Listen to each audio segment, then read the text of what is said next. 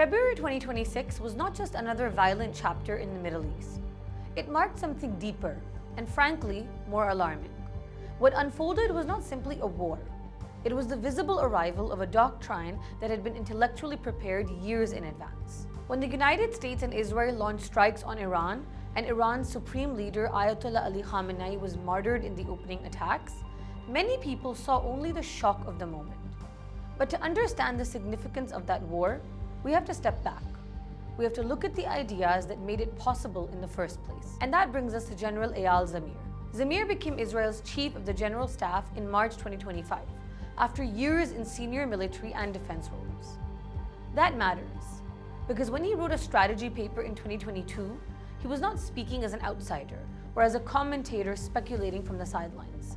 He was articulating the thinking of a man who would later rise to the highest level of military authority. Zamir's paper also reflected a distinctly Zionist strategic worldview, one that treats Israeli military supremacy as the natural foundation of regional order and recasts permanent pressure on Iran as a form of security. Now that he has served as Israel's chief of the general staff since March 2025, that mindset no longer reads like abstract doctrine. In the February 2026 war, it appeared in action. Now that 2022 paper is important for one reason above all.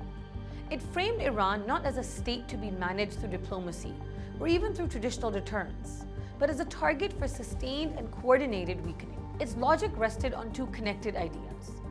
First, a focused offensive effort to degrade the Islamic Revolutionary Guard Corps, the IRGC.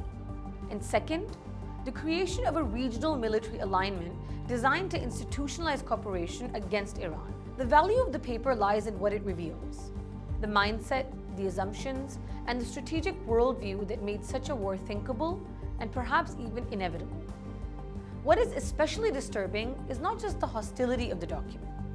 It is the calm, bureaucratic confidence with which that hostility is expressed. At one point, Zamir describes a campaign against Iran and its allies as being not bounded by time.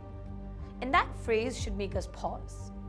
Because once conflict is stripped of clear political limits, it stops being an exceptional failure of diplomacy and starts becoming a permanent condition. War becomes normalized, pressure becomes policy, confrontation becomes the organizing principle of regional order. The paper also talks about defining the concept of victory as if the future of the Middle East can be engineered through coercion, dominance, and military superiority rather than negotiated through law, mutual recognition, and political balance. And then there's the language of defense, which may be the most misleading part of all.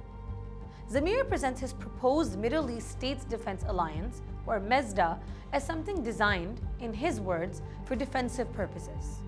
But when you look at what he actually proposes, the claim becomes very hard to take seriously. The framework includes intelligence fusion, cyber coordination, joint planning, interdiction, deterrent reprisals, and preparation for proactive attacks.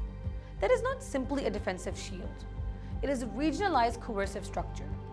In other words, an order built to legitimize military pressure while packaging offensive intent in the language of collective security.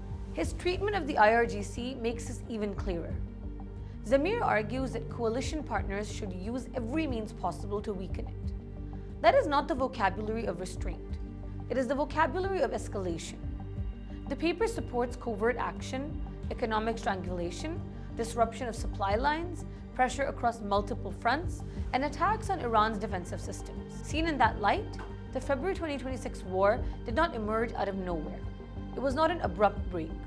It was the practical expression of a doctrine that had already normalized decapitation, militarized alliances, and permanent pressure as tools of policy. And that is why the implications go far beyond Iran. Because once militarily dominant states assume the authority to decide which foreign leaders may remain in power and which may be violently removed, international order stops being rule-based. It becomes hierarchical. The United States bears responsibility for reinforcing that shift, and Israel's role is equally central, because the doctrine reflected in Zamir's paper seeks security not through accommodation, but through permanent preemption. So what does this all mean? It means the war imposed on Iran is not a solution to insecurity. It is one of its most dangerous accelerants. And Zamir's paper shows how aggression can be sanitized long before the first strike is launched.